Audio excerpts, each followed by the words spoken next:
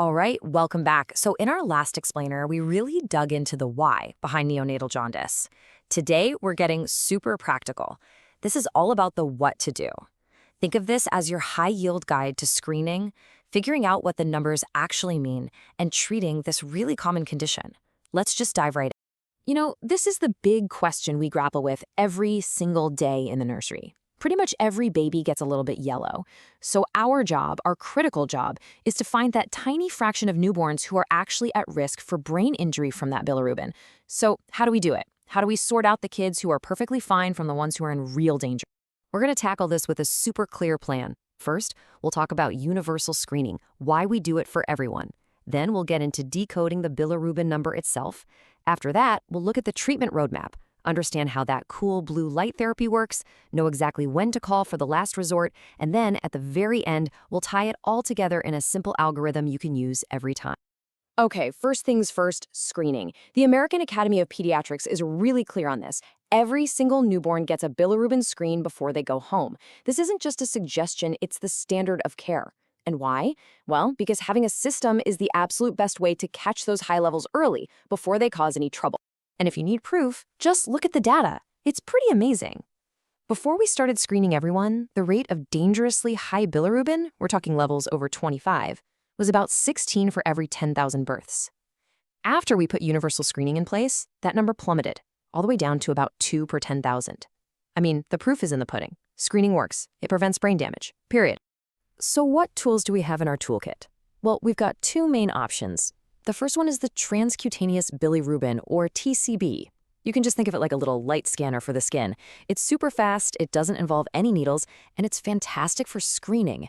But when we need the definitive, no-kidding number, we have to get a total serum bilirubin, or TSB. That's the gold standard. Yep, it needs a blood draw, but it's the only number we can use to make actual treatment decisions. So when is that quick skin scan not enough?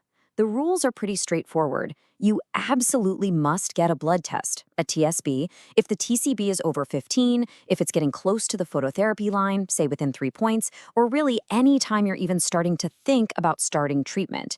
You can think of it this way. The TCB gets you in the ballpark, the TSB tells you the exact seat number. Now, getting the number is really just the beginning. The most important part is figuring out what it means. And let me tell you, a bilirubin number floating in a vacuum is totally useless.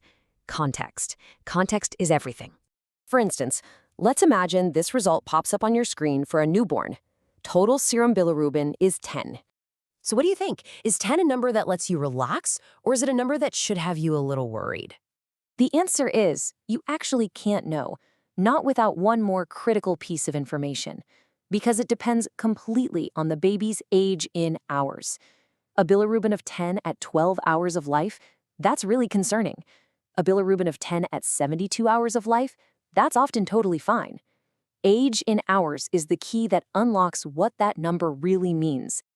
And that brings us to our roadmap, the hour-specific nomograms. These graphs are basically our best friends.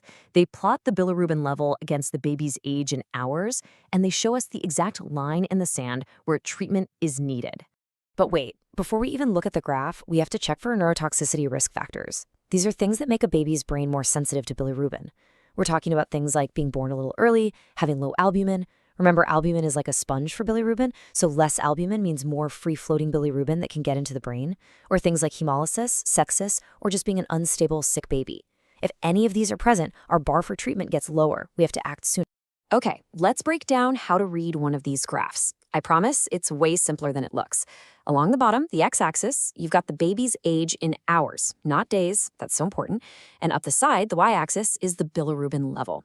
Every single decision comes down to finding where the baby's bilirubin level and their age in hours meet on this chart. So let's take a healthy, full-term baby born at 38 weeks or more, no risk factors at all. For this baby, we use this top set of lines. See how the line for starting phototherapy goes up over the first few days? It means these babies have a little more wiggle room. They can handle a higher bilirubin level before we need to step in.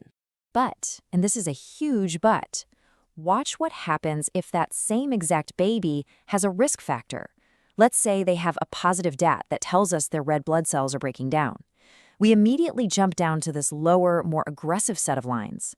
all of a sudden, the bilirubin level that triggers treatment is way lower at every single point in time. The presence of just one risk factor completely changes the game plan. So you've plotted the number, you've checked for risk factors, and you've found that the TSB is at or above the line. It's go time. The number one treatment, of course, is phototherapy, our blue light solution. Phototherapy isn't magic, it's just really cool photochemistry. We shine a specific wavelength of blue-green light onto the baby's skin. That light energy gets absorbed by the bilirubin molecules floating around in the blood vessels. This energy forces the bilirubin to twist into a new shape, a water-soluble version called Lumirubin. And this Lumirubin can get flushed out in the baby's pee and poop without ever having to go through the liver. It's just a brilliant biological shortcut. But you gotta know, not all phototherapy is the same. When the levels are high and we need to get them down fast, we need intensive phototherapy. And that means three key things. You need the right wavelength of light, you need high irradiance or power, at least 30 microwatts, and this is super important, you need to maximize the surface area. Get as much skin under that light as possible. That means baby is down to just a diaper, as close to the lights as we can safely get them. But what if you're doing all that, you've got them under intensive lights, and the number is still climbing? Or what if a baby comes in with crazy high levels and is already showing signs of brain injury? Well, that's when we have to pull out our last resort, the exchange transfusion. This is a true emergency procedure. And I really want this to sink in.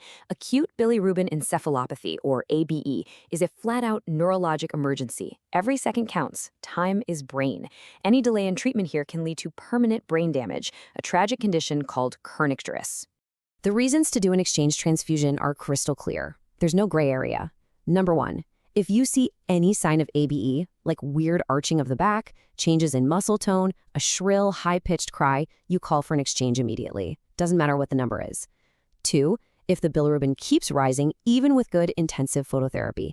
And 3, if the TSB hits that even higher exchange transfusion line on the nomogram. Okay, I know that was a ton of information, but it all really boils down to a simple step-by-step process.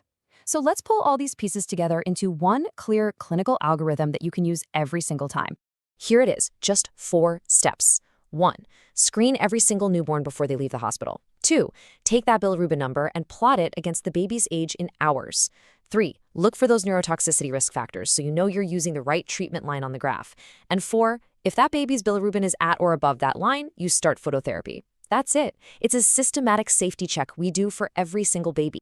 And really, that brings us to the core challenge that all these guidelines are trying to solve. The goal is to prevent that horrible, but thankfully rare, outcome of kernicterus without overtreating the thousands upon thousands of babies who have perfectly harmless jaundice. It's this constant balancing act between being vigilant and being too aggressive. And figuring out how to strike that perfect balance, well, that's at the very heart of taking care of newborns.